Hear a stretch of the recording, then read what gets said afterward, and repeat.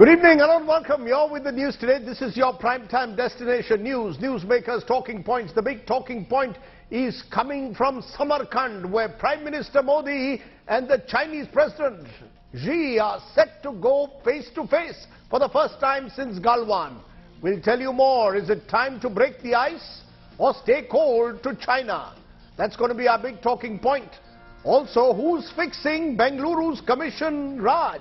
A day after India Today's sting operation, the political temperature rising. And Roger Federer, the one and only, has retired.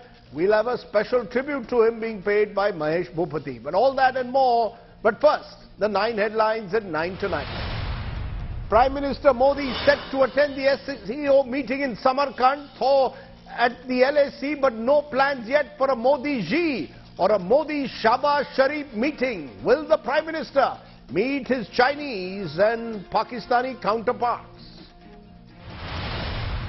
India Today's Bengaluru Bribegate investigation resonates in the Karnataka Assembly. Massive political fight over the expose. BJP blames earlier regime for corruption. Congress calls for heads to roll. More skeletons tumble out in Karnataka. Now the court orders a probe against former Chief Minister B.S. Yediyurappa for alleged corruption. Congress's D.K. Shivkumar also receives another ED summons. 2 minor Dalit girls found hanging from a tree in Lakhimpur. Autopsy indicates brutality. The 4 accused named from neighbouring village. Opposition targets Yogi for poor law and order. More revelations in the 200 crore con scandal. Actor Nora Fatehi grilled on the BMW gift from Sukesh. Conman also gifted an 8 lakh super bike to Jacqueline's agent. Suspense continues over Jharkhand Chief Minister Hemant Soren's disqualifications as an MLA over an illegal mining case. Soren meets the governor, accuses the BJP of creating confusion. Tata step up their efforts to reinvigorate Air India, unveil a transformation plan targeting 30% market share in next 5 years. Will focus on network and fleet, customer experience, reliability among other issues. State set for the return of the cheetahs to India from a special plane in Namibia. Conservationists raise concern over the translocation of cheetahs. But first to our big story at this moment, breaking news. Prime Minister Narendra Modi is on his way to Uzbekistan for the SCO summit, where he is going to encounter Chinese President Xi at the summit for the first face-to-face after the Galwan clash of 2020. No confirmation whether there will be a Modi-Xi or indeed a Modi meeting with the Pakistan Prime Minister Shahbaz Sharif, who will also be in Samarkand. At the moment, the only scheduled meeting is with the Russian President Vladimir Putin. So all eyes now on that big bilateral meet. Starts later this evening and then goes into tomorrow.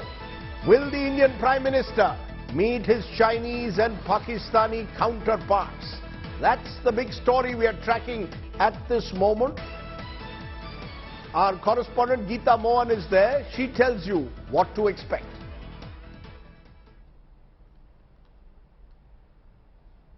The Shanghai Cooperation Organization, a Eurasian grouping, is meeting at a time when the world is at a crossroads. When India and Pakistan joined the SCO in 2017, a lot was different from now. The Pulwama terror attack and India's retaliatory bombing of Balakot had not happened. Prime Minister Narendra Modi was hosting Chinese President Xi Jinping on bilateral summits, and the chemistry was a hot topic for debate among foreign policy wonks. In the 5 years that followed, New Delhi has been betrayed by its 2 key neighbors. While Pakistan's support to terror attacks may not have come as a surprise, the unkindest cut came from China. Chinese encroachment into Indian territory in Ladakh escalated to the bloody face-off in Galwan in 2020 that left many soldiers dead. Today, the 2 sides have disengaged in Pangong Tso and Hot Springs, but stalemate continues in Depsang and Demchok. So when Prime Minister Modi sits at the table with Xi Jinping and Pakistan's new Prime Minister Shahbaz Sharif, As a part of the SCO meetings, the question among diplomats is how far can India go? Is it time to break the ice or is it too early for that? There is a much bigger issue of the LAC and the border disputes and the discussions. The next step will be to resolve the outstanding issues that have been there between our two countries. In his brief statement ahead of the summit, Prime Minister Modi has said that he will hold bilateral meetings with some leaders without specifying details. Besides his bilateral with the host country, chair of the SCO summit, Uzbekistan's Prime Minister will have other bilateral meetings on the sidelines of the summit. The spotlight is on the SCO for one other reason too. Russia's war on Ukraine will soon enter the 8th month, and there are no signs of it ending anytime soon.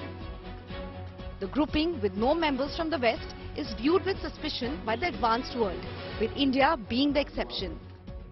For now, it seems like the focus will continue to remain areas of mutual interest, be it security, trade, or for that matter, economy. Meanwhile, a decision on bilateral or pull asides with the Chinese and Pakistani leadership will have to wait. In Samarkand, Geeta Mohan for India Today. So is it time to break the ice with China and Pakistan, or is it too early? What does this disengagement that's taken place on the LAC signify? Can India really trust China and Pakistan anymore?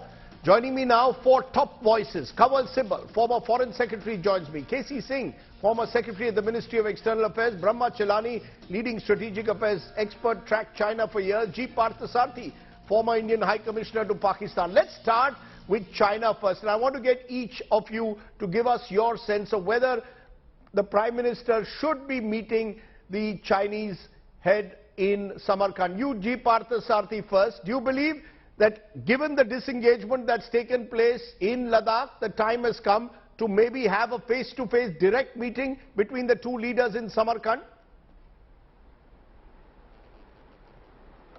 Look, I've dealt with the Chinese when I was in Delhi. They were still in charge of, taken control of Sundarongchu in Arunachal Pradesh, but that didn't stop the Prime Minister from visiting China and talking one-on-one to Deng Xiaoping. So, more so in a multilateral meeting, where there is a chance of talking to someone with whom you may have differences, I would personally believe you go ahead and talk, and you put your point of view across firmly, and knowing Mr. Modi, he would do precisely that. In the case of Pakistan, I think Shehbaz Sharif is under pressure from the army not to have a meeting.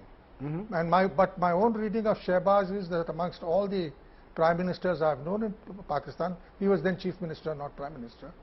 He was a reasonable guy, actually interested in developing cooperation with IT in Bangalore.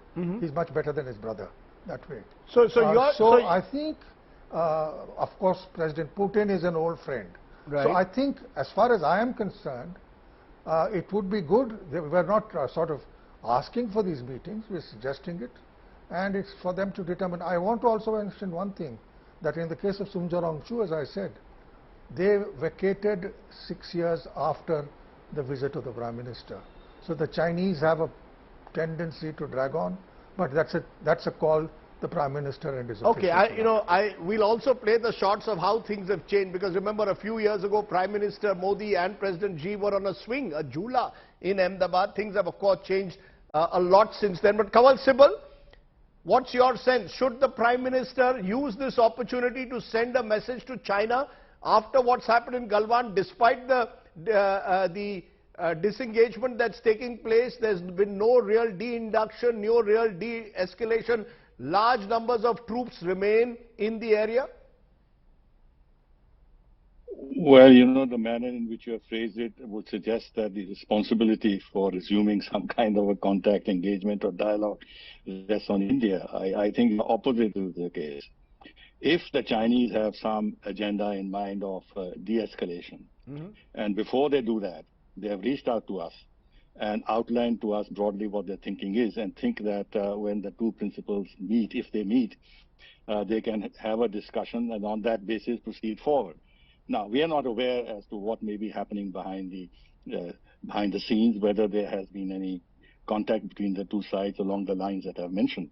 It will not be wise to go into such an important meeting unprepared, without knowing what the agenda is, without knowing what the Chinese are thinking, and without knowing how we would react to any proposal that China might make on the spot. It can't be ad hoc and impromptu. Therefore, I would be very cautious about any such meeting unless it has been properly prepared and we've got signals from the other side that a breakthrough of the kind that we expect in terms especially of de-escalation apart from disengagement in the two remaining areas of Demchok and Tepsang is on the agenda. I don't think any purpose would be served. And in fact, we would be losing diplomatically if we did that, because it would appear as if we were keen to have a meeting, as if we were under pressure and we thought we would reach out and get something from Xi Jinping, giving him the upper hand and giving him this chance before the November meeting when he expects to have the third term, to build up his reputation, that despite having committed aggression against India, and India's firm stand that it will not allow normalization unless the status quo ante was restored, or at least unless the consequences of the aggression were removed, we've just given him a diplomatic victory. Why should we do that? So you're saying no question of any ad hoc meeting with the Chinese unless there is a clear agenda as to what the Chinese have in mind. Brahma Chelani, as someone who over the years has been very skeptical of the Chinese, do you believe that 2 years after Galwan, and given what's happened earlier this week in terms of disengagement that's taken place, that this is an appropriate time to at least break the ice? Well, there are two things we should remember. First, China is playing the long game in the Himalayas through its frenzied buildup of warfare infrastructure. We have seen new security installations, roads, helipads, electronic warfare facilities, dual-use border villages, and other infrastructure coming up. These new and emerging realities hold long-term military implications for India. They go beyond what's happening in Ladakh.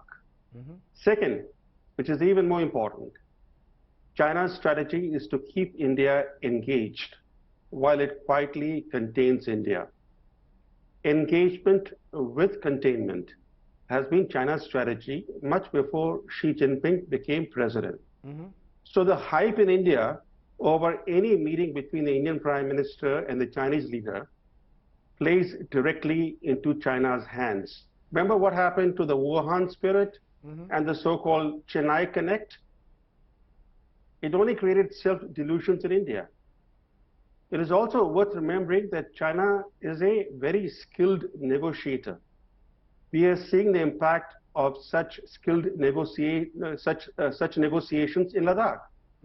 China first caught India off guard by making several encroachments on Ladakh border areas in April 2020.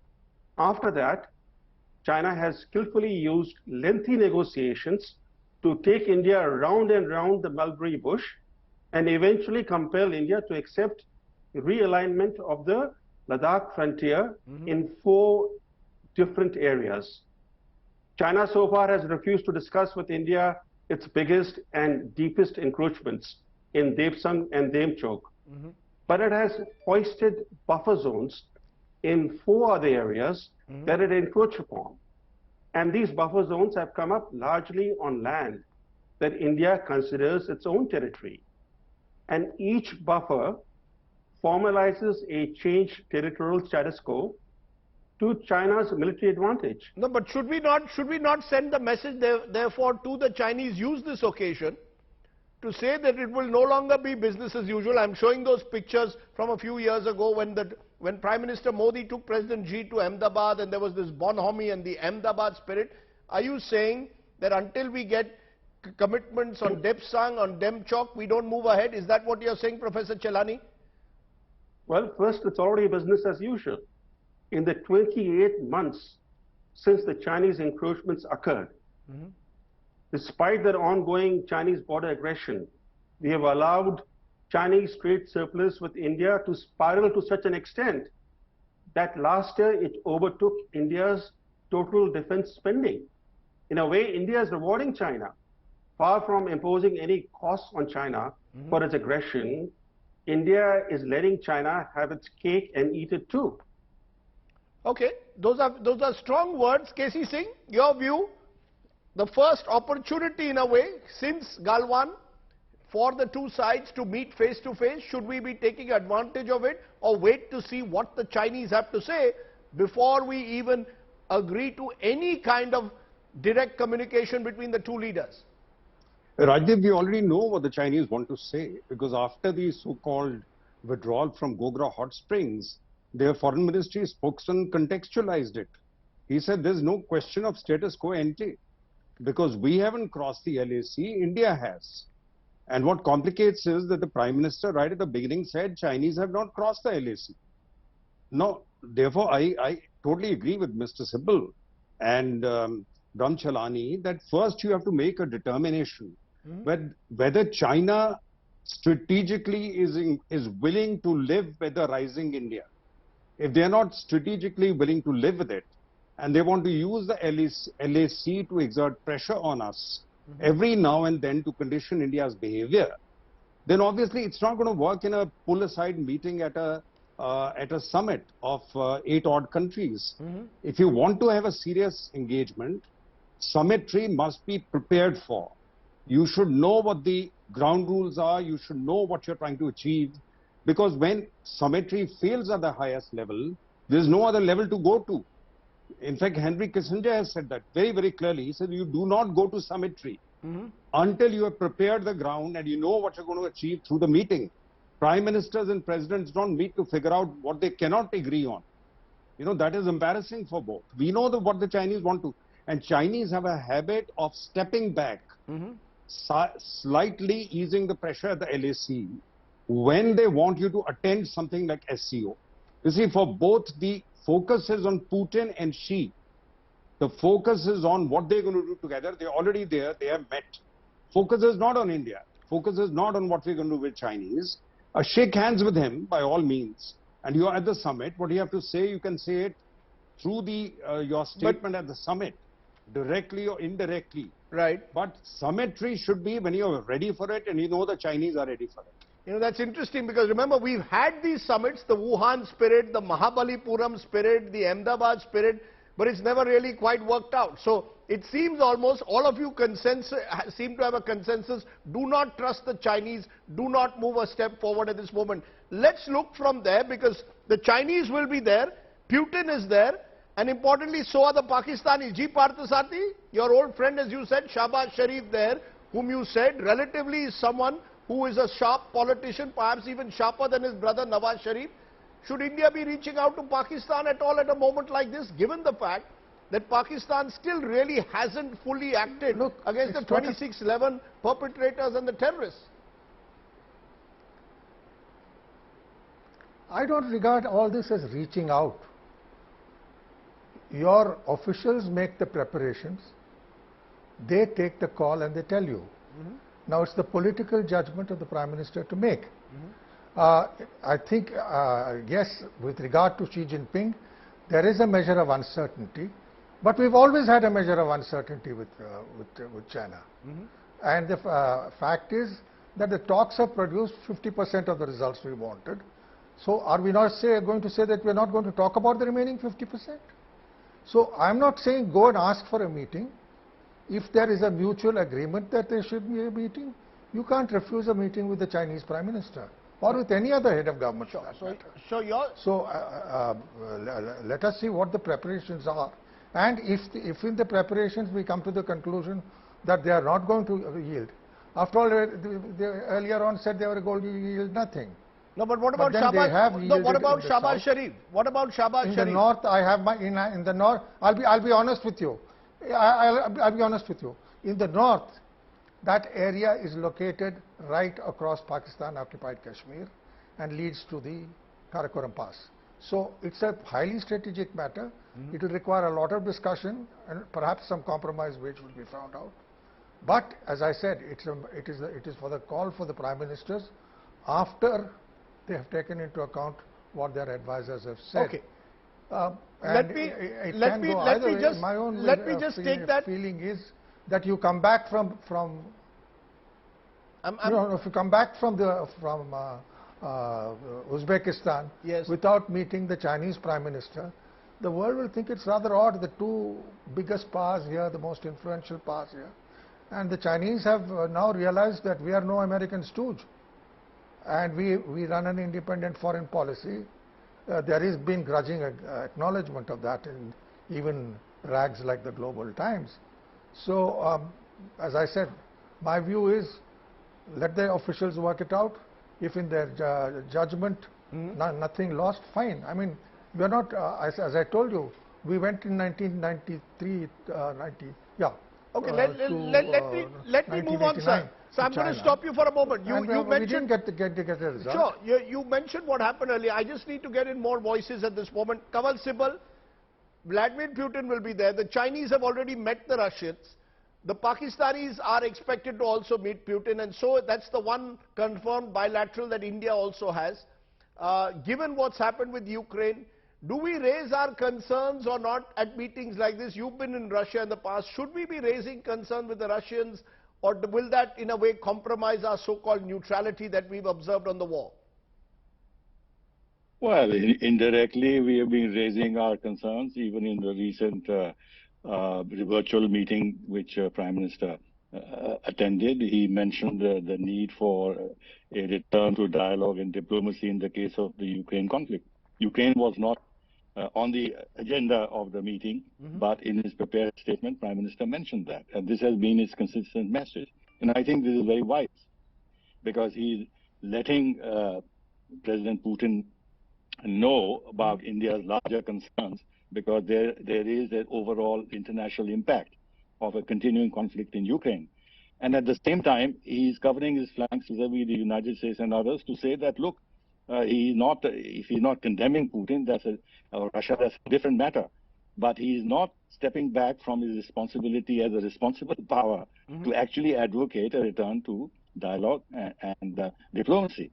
So on both sides, I think he's covering his flanks. There's no need at all to express concerns, because if he expresses concerns about Russia's action, he must express concerns about what NATO has done, what US has done, what European Union continues to do in terms of fueling the conflict, arming Ukraine, and actually conducting a proxy war. So what do we gain by criticizing both sides? I think we should maintain the middle ground, as we have done in all our discussions and all our statements, and that's the wisest thing to do.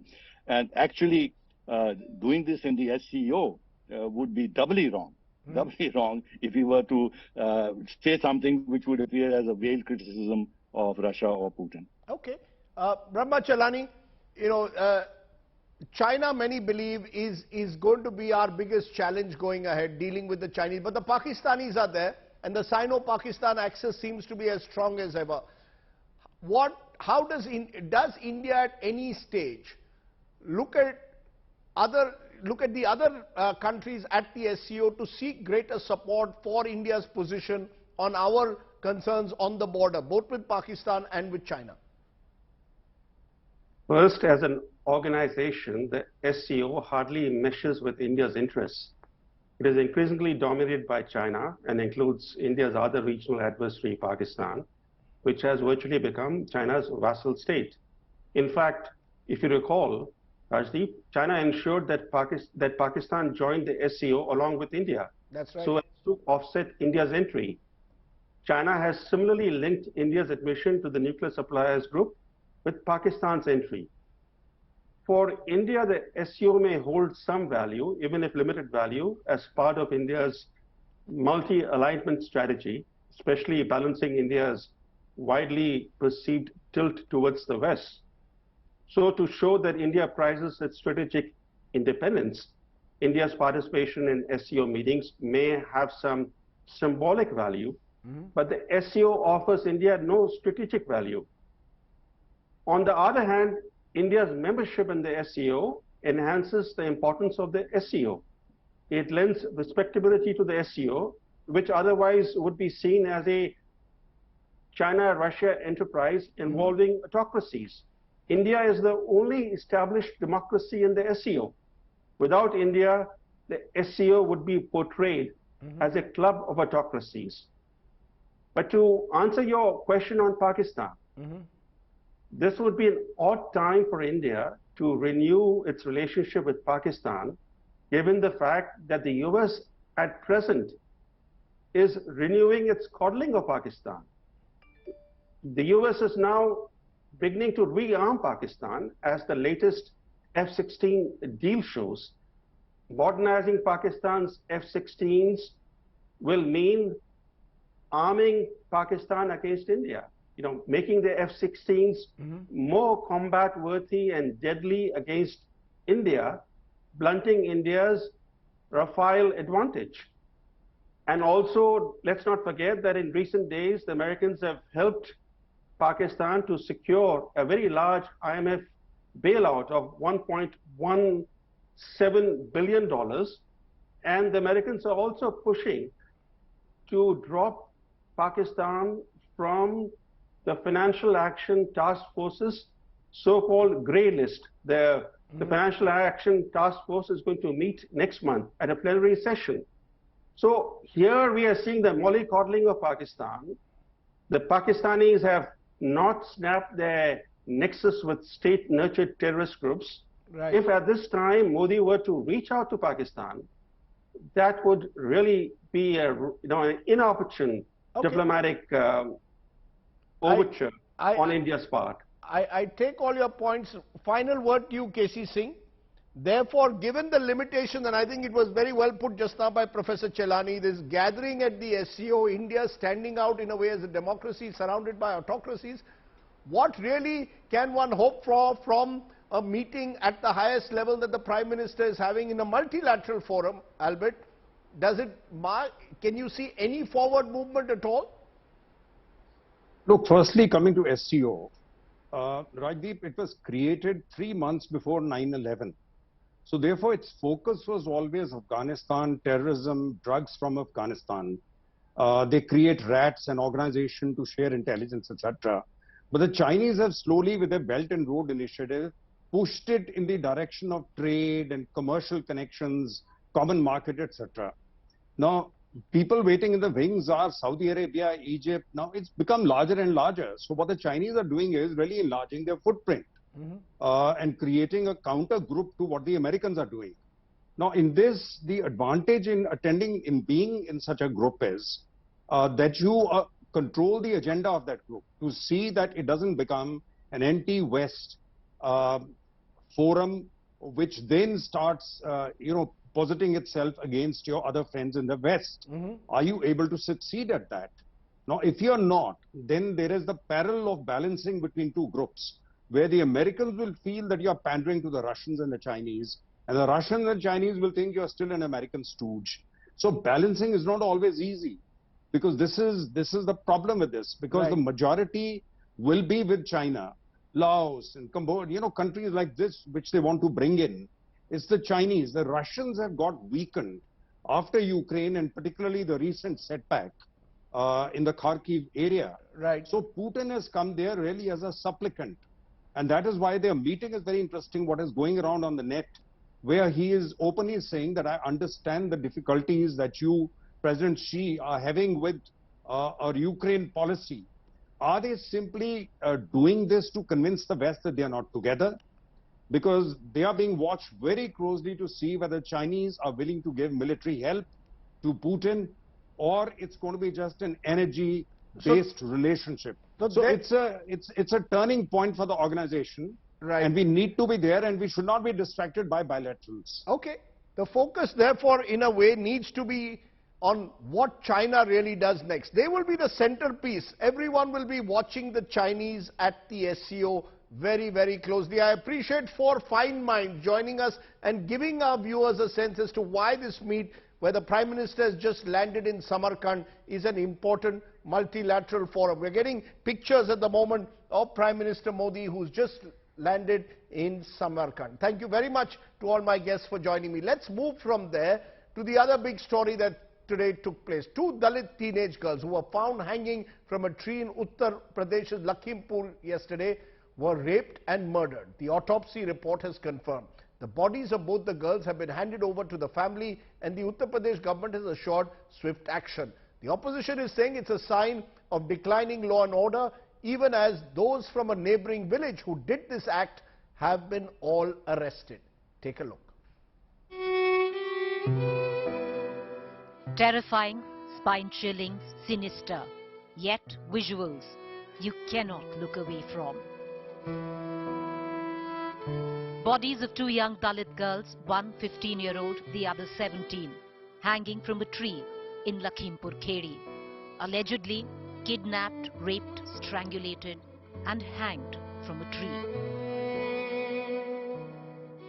Lalpur Majra, Nighasan district, Lakhimpur Kheri, Uttar Pradesh.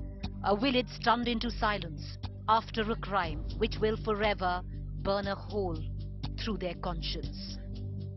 Within 24 hours, the UP cops say the case is cracked.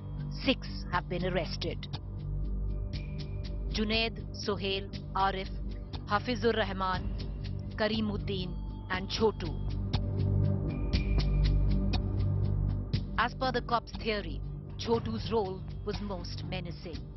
Chotu was the neighbor of the two deceased girls, belonging to the same caste as them and instrumental in the fate the girls met. छोटू इस परिवार का बहुत पास रहता है, इनका पड़ोसी है। छोटू ने ही लड़कियों को उन लड़कों से अवगत करवाया है, उनकी दोस्ती करवाई है, इनकी इन्वॉल्वमेंट पूरी है। As per the cops, the girls were not kidnapped.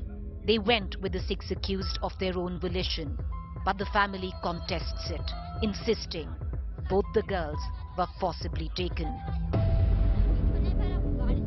छोटू के साथ कितने लड़के? जी वही 3 लोग थे। बाइक से आए थे? जी। और उसी बाइक पर बैठाल के दोनों लड़कियों को? जी, यहाँ से घसीटने लगे थे, आगे से बैठाल के ले गए थे। The cops' version is 2 of the accused came to meet the girls on a motorcycle. The girls knew who they were. The girls went with the accused willingly. 4 other accused joined in. All 6 men gang raped the 2 girls.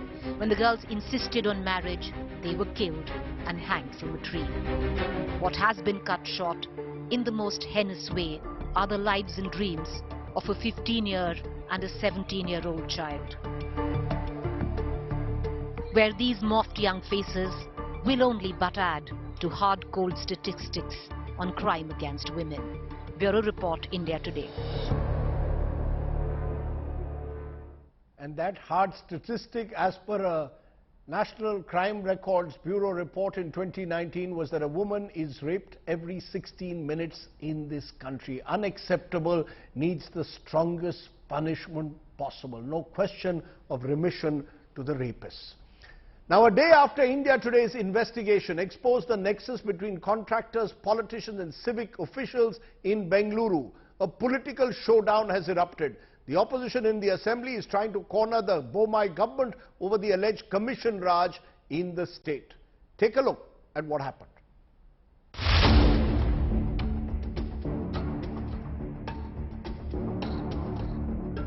Pounded and submerged. India Today's deep dive brings to the fore Bengaluru's commission Raj that drowned India's own Silicon Valley early September. Startling confessions of the city's civic contractors on India Today tape. जो corruption का जो है breakup क्या है? तो काम लेने के लिए देना है। कितना? काम लेने के लिए 12 to 15% है। और बाद में फाइल सभी फाइल वर्क ऑर्डर लेने के लिए 2%। तो काम करके बिल लगाने के लिए एक आदमी को, एक इंजीनियर को 5, एक इंजीनियर को यही 5% यही का 5%, AEE का 3। अच्छा, ओके। और अगेन एग्जीक्यूटिव इंजीनियर को 2। The IT hub's public infrastructure held to ransom by the Neta engineer contractor nexus. Public works heavily compromised by bribes. Or if he is coming for puja, then he has taken a commission. Understood. And it's clear. Yes, all party members, all party, not for BJP, not for Congress, not for all parties right from the beginning it has come down. An investigation that has stirred Karnataka's entire political establishment. The opposition Congress is on the offensive. So what is the Prime Minister doing? What are the agencies doing? What is ED doing? What is Income Tax doing? What is CBI doing? Even judiciary has to intervene in all these cases. So it is a 40% commission government. Whatever we have been saying, it's not for opposition's sake. It is truth. Truth you have brought out. I congratulate you people. The issue of Commission Raj that brought Bengaluru to its knees earlier this month set to resonate in the State Assembly. A common man or a woman in Karnataka, if you ask them, they'll say this government is a 40% commission government. So they have earned this name and they are very proud to display that. So this commission Sarkar will be thrown out in coming days and we will take this up in the assembly now. The ruling BJP, on the other hand, is blaming it on the previous Congress governments. The corruption means Congress. Congress means corruption. Many scandals in the India and Karnataka. The Congress is the Pitamaha, is the father of all corruptions. So the contractor said that Raj is Congress. They are agents of Congress people. Negative narrative set करने के लिए बहुत समय से कांग्रेस कोशिश कर रहा है. वो लोग आज जो भ्रष्टाचार के खिलाफ बात कर रहा है, उनका जमाना में भ्रष्टाचारियों को मदद करने के लिए लोकायुक्त बंद किए थे.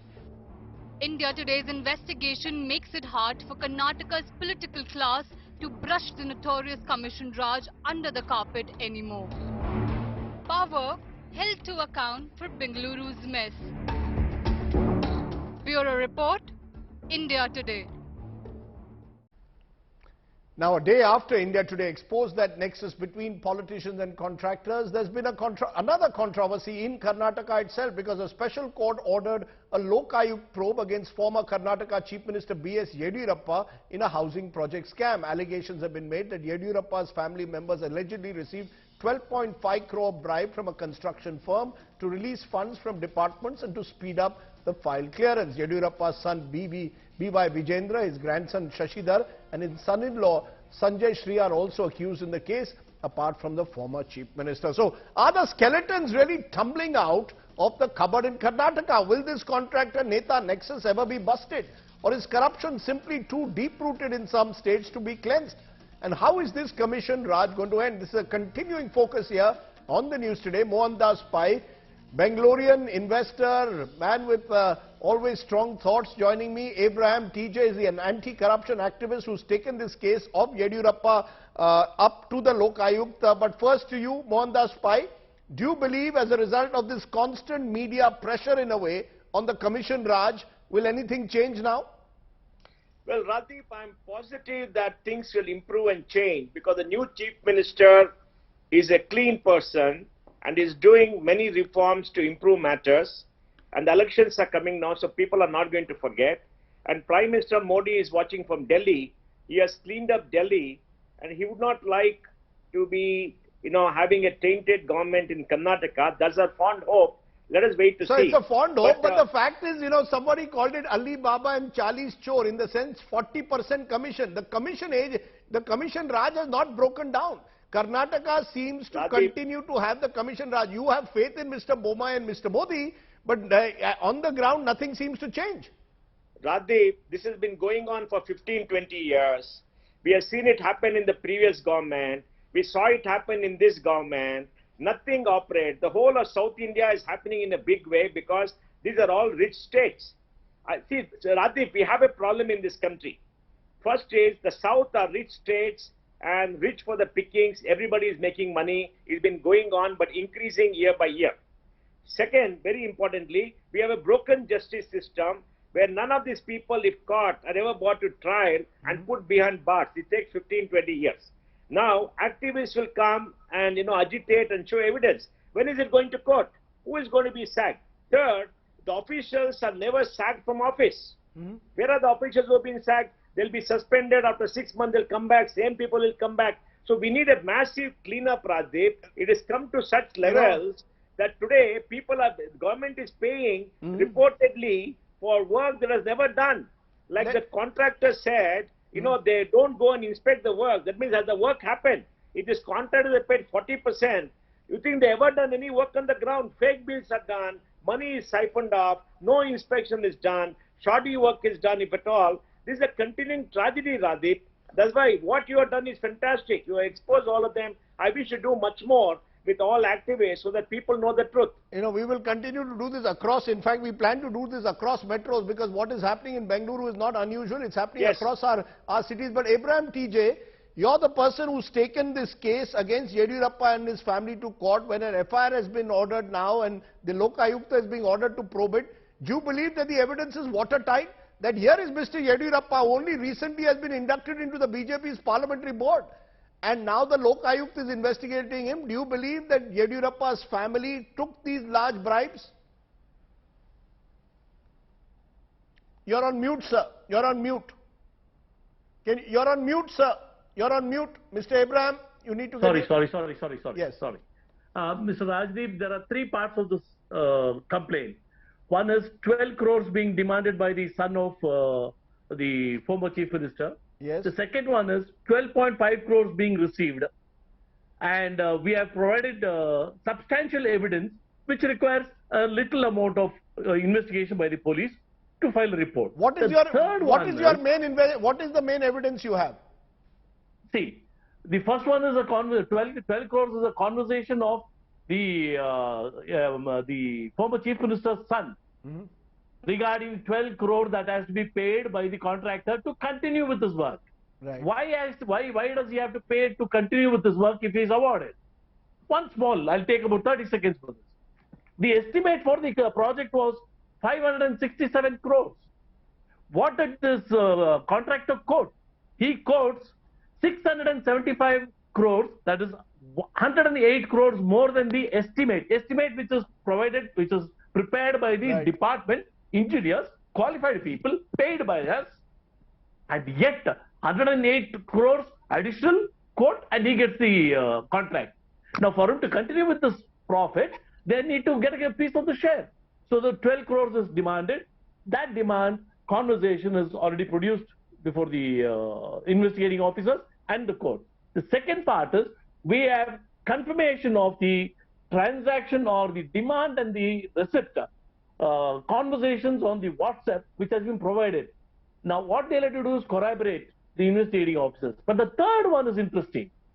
5 crore, 1 lakh and 677,000 rupees. Now, this aspect, 5 crore, 1 lakh is watertight, absolutely tight. I dare the ED who has been searching all over where they are not able to find anything, just look at that issue. It is the money flow from bogus shell companies straight into the accounts of Mr. Yediyurappa's family. All they'll have to do is sit in their ED office in Delhi, don't have to move from their chairs, call up these banks, seek the information. You're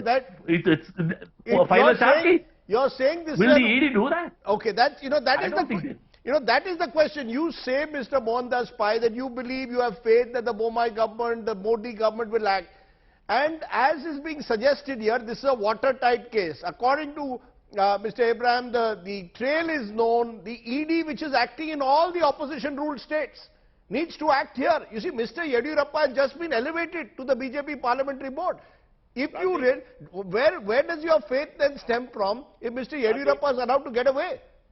Rajdeep, I agree with you that ED, CBI and others should probe this case. I'm sure Mr. Abraham will be able to give the evidence because he has strongly shown the data for this case. Now, Rajdeep, we have to trust somebody to clean up, Rajdeep. If you don't trust anybody, what will happen? You leave without trust. The last trust is what? The last trust is a new chief minister who has come, and Prime Minister Modi was made sure there is no, bribing, there's no corruption in New Delhi in the last 8 years. What else is there? If we lose trust in everything, where do we come? No, you see, here is a citizen who has been... Hang on. I have a request for you. Yes, sir. I have a request for you. There are many activists like Mr. Abraham. I'm sure he can give the names. You must have a special program with all of them to expose to the public the evidence they collected on this kind of massive bribing in Bangalore. Because this has to become so big that everybody will be forced to take action. The courts will have to step in. The CBI will have to step in. The ED has to step in. Because we have to clean up this mess. This is terrible. Sir, but the ED has not stepped into Karnataka. The point that we are making, the ED has not stepped into Karnataka. They are going to every other state but Karnataka. Yes, Mr. Abraham. November 2020, I have approached the ED in Delhi, and they had a reason. The reason they gave me was, there's no FIR. We cannot act without an FIR. Now, the next week, I'm going to come to Delhi. I'm going to tell them the FIR is there. Will they move? Okay. And another point, Mr. Rajdeep. 2012, we brought in absolute evidence, which was appreciated by the Honorable Supreme Court of India against Mr. S.M. Krishna. The matter has been referred to the SIT, monitored by the Supreme Court. And what happened to Mr. S.M. Krishna? He's with the BJP now. What happened to Mr. Pramod Madhuraj, against whom I had filed a case? 193 crore loan against 1 crore 85 lakh security. 1 crore 85 lakh security, he gets 193 crores. Where is he now? Okay. He has been baptized into BJP. I think you make the point which I think has been emphasized time and again. Remember, this is not an opposition leader saying it, this is an activist. And the fact is, in Karnataka, politicians on both sides have had serious corruption cases against them. At the moment, the BJP is in power, but if the BJP wants to walk the talk and claim what Mohandas Pai is saying on the show, that both Mr. Boma and Mr. Modi want to clean up, then please act on the charges that are now being put and these FIRs. I appreciate Mohandas Pai and Mr. Abraham for joining me here on the show tonight. We will continue with our focus across the country. We don't discriminate between opposition and government-ruled states.